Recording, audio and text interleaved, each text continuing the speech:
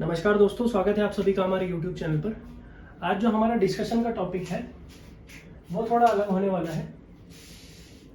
इसमें सिद्धि के बारे में बताया गया है। सिद्धि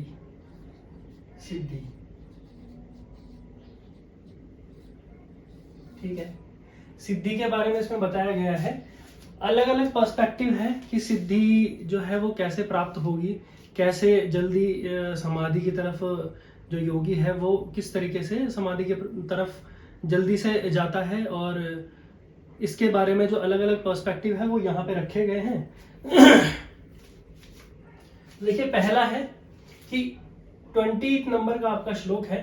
इससे पहले के जितने श्लोक है मैं आपको क्लियर कर चुका हूं। श्रद्धा वीर्य स्मृति समाधि प्रज्ञा पूर्व इतरेषाम। सूत्र का मतलब जानते हैं कि साधक में उपलब्ध अभ्यास के प्रति, ठीक है। साधक कौन है?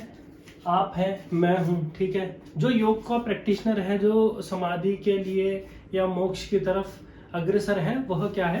साधक है। तो साधक में अभ्यास के प्रति कितनी श्रद्धा और उत्साह है। उत्साह मतलब जिसको यहाँ पर वीर्य से संबोधित किया गया है, ठीक है। यहाँ पर लिखा है वीर्य, ठीक है। श्रद्धा और उत्साह जो साधक है उसके अभ्यास में कितना है, ठीक है। इस पर डिपेंड करता है कि साधक जो है वह सिद्धि प्राप्त या समाधि की तरफ जा पाएगा, कितना जल्दी जा पाएगा और कितनी जल्दी उसको ये सब चीजें प्राप्त होगी, ठीक है। एक तो जो फैक्टर है वो ये है, फर्स्ट फैक्टर ये है। सेकंड पे आते हैं, 21 नंबर का श्लोक है, ठीक है।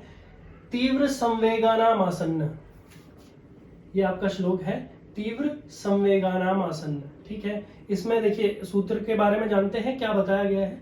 जिनका अभ्यास और वैराग्य, जिनका मतलब वही साधक, वह साधक जिनका अभ्यास और वैराग्य हर स्थिति में समान होकर चलता है, उनका जो योग है वह सिद्ध शीघ्र होता है, ठीक है। कौन से साधक? जिनका अभ्यास और वैराग्य। अभ्यास वैराग्य मैं आपको बता चुका हूं। अगर आपको अभ्यास वैराग्य अभी तक समझ में नहीं आया है तो आप मेरा वीडियो जाकर देख लीजिएगा, अभ्यास वैराग्य वाला।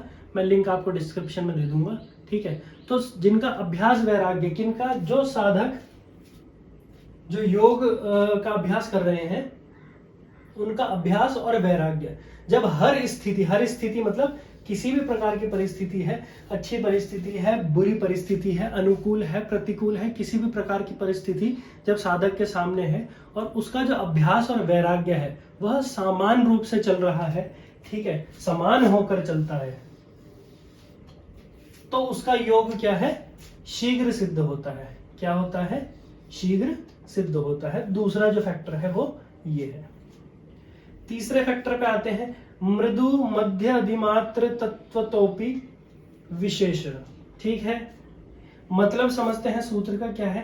देखिए बहुत सिंपल सा मतलब है। आप जो सूत्र है, सूत्र को देख के आप कंफ्यूज ना होइए, ठीक है। सूत्र आपको थोड़ा अटपटा लग सकता है बोलने में, सूत्र जो है आपके समझ से बाहर भी हो सकता है क्योंकि संस्कृत में लिखा गया है, और संस्कृत जो है हर व्यक्ति के जानने का विषय इतना जो इजी वो सब्जेक्ट नहीं है कि हर व्यक्ति उसको समझ पाए। तो आप जो मैं इसका मीनिंग समझा रहा हूं वो आप देख लीजिए, आपको समझ में आ जाएगा। तो 22वें नंबर का श्लोक है, सूत्र है। इसमें बात क्या कही गई कि श्रद्धा, विवेक और भाव। देखिए 3 चीजें के बारे में इसमें बताया गया है। श्रद्धा है, विवेक है और भाव है। श्रद्धा किसी काम के प्रति या जो आप कर रहे हैं उसके प्रति आपका जो है कितना समर्पण है, समर्पण भाव जो है वो कितना है, यह क्या कहलाता है? श्रद्धा, ठीक है। विवेक मतलब आपकी जो बुद्धि है, अच्छे और बुरे में, पाप पुण्य में, इन चीजों में जो आपकी बुद्धि काम करना सीख गई है, इनको जो डिफरेंशिएट है इनके बीच में, ये करना आपकी जो बुद्धि है ये सीख गई है कि मेरे लिए क्या अच्छा है और क्या बुरा है। इन चीजों का चयन करना जब आपका मन या बुद्धि सीख जाता है तो वह क्या कहलाता है? विवेक कहलाता है। फिर भाव, आपका भाव क्या है काम करने के पीछे? आप योग करना चाहते हैं या आप पढ़ना चाहते हैं या आप खेलना चाहते हैं, तो उस कार्य के प्रति आपका क्या भाव है? आपका भाव अच्छा है या बुरा है, ठीक है, ये भी मैटर करता है। तो जब ये 3 चीजें जो साधक है, ये 3 चीजें उसके अंदर होती हैं,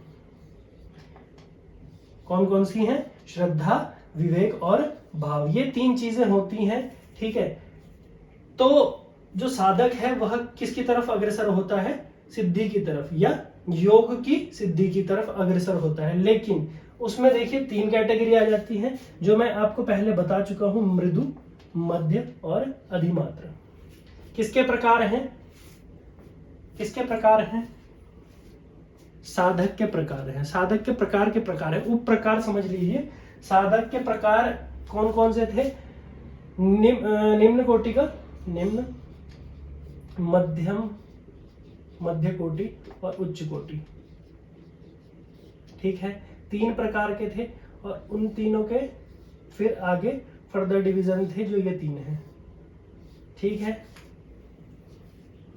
तो देखिए क्या है, मृदु, मध्य और अधिमात्र, 3 प्रकार के जो उप साधक हैं वह है मृदु, मध्य और अधिमात्र। देखिए ये किस तरीके से यहाँ पे पता चलता है कि कौन सा मृदु है, कौन सा मध्य है और कौन सा अधिमात्र है, यही इस जो सूत्र है इसमें बताया गया है। तो देखिए श्रद्धा, विवेक और भाव, ये 3 जो है फैक्टर जो है डिसाइड करते हैं कि जो साधक है वह मृदु कोटि का है, मध्य कोटि का है या अधिमात्र कोटि का है, ठीक है। श्रद्धा, विवेक और भाव जिसमें कम है, ठीक है, जिसमें कम है वह कैसा है? मृदु कोटि का साधक है, ठीक है। फिर श्रद्धा, विवेक और भाव जिसमें थोड़ा ज्यादा है, कम से मतलब मृदु से थोड़ा ज्यादा, मृदु से ज्यादा है, तो वह क्या कहलाएगा? मध्य कोटि का साधक कहलाएगा। फिर जिसमें भरपूर है या पूर्ण है, जितना कि एक साधक के अंदर होना चाहिए, तो वह क्या है? अधिमात्र है। तो यही बात इसमें कह दी गई है, इस सूत्र में यही चीज बताई गई है कि श्रद्धा, विवेक और भाव, इसका आपके अंदर कितना जो है प्रभाव है, यह डिसाइड करता है कि आप किस कोटि के साधक हैं। आप मध्य कोटि के साधक हैं, आप मृदु कोटि के साधक हैं, या आप अधिमात्र कोटि के साधक हैं, ठीक है। तो आई होप कि ये सब चीजें आपको समझ में आ गई होगी, है ना। सिद्धि के बारे में बताया है कि सिद्धि किस किस तरीके से प्राप्त की जा सकती है। तो पहला तरीका क्या था? ये वाला था, ठीक है, जिसमें श्रद्धा और उत्साह ये डिसाइड करता है कि जो साधक है वह अपना योग की सिद्धि कितनी जल्दी कर लेगा, कैसे करेगा और कर भी पाएगा या नहीं कर पाएगा। तो उसमें श्रद्धा और उत्साह, ये जो 2 फैक्टर थे, ये पहले वाले सूत्र में जो बताया गया है उसमें ये 2 फैक्टर डिसाइड करते हैं, ठीक है। फिर उसके बाद आता है अभ्यास और वैराग्य, ये 2 फैक्टर 21वें श्लोक में, ठीक है।